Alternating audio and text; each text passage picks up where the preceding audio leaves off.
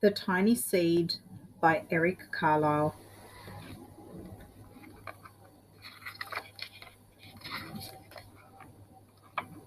It is autumn. A strong wind is blowing.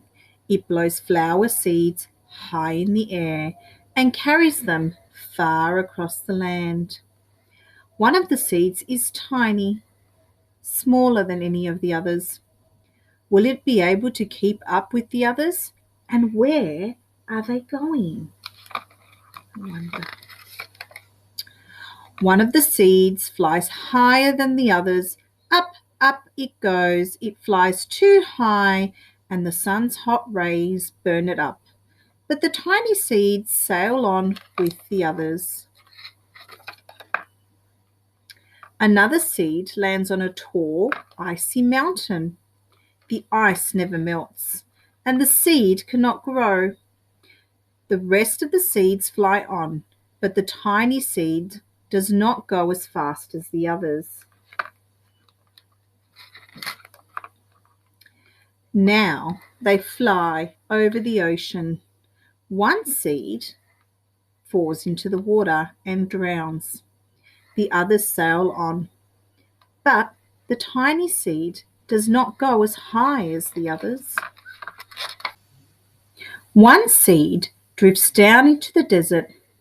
It is hot and dry, and the seed cannot grow. Now the tiny seed is flying very low, but the wind pushes it on with the others. Finally, the wind stops, and the seed falls gently down on the ground. A bird comes by and eats one seed. The tiny seed is not eaten. It is so small that the bird cannot see it. Now it is winter. After their long trip, the seeds settle down. They just look as if they are going to sleep in the earth. Snow falls and covers them like a soft white blanket. A hungry mouse that also lives in the ground eats a seed for his lunch, but the tiny seed lies very still, and the mouse does not see it. Now it is spring. After a few months, the snow has melted. It is really spring. Birds fly by. The sun shines, rain falls, the seeds grow so round and full they start to burst open a little. They send roots down into the earth, then their stems. There is another plant that grows much faster than the new little plants. It is a big fat weed. It takes all the sunlight and the rain away from the small new plants, and the little plant dies. But the tiny seed hasn't begun to grow yet. It will be too late. Hurry! But finally, it starts to grow into a plant. The warm weather also brings the children out to play. They too have been waiting for the sun and springtime. One child doesn't see the plants as he runs along. Oh, he breaks one. Now it cannot grow anymore.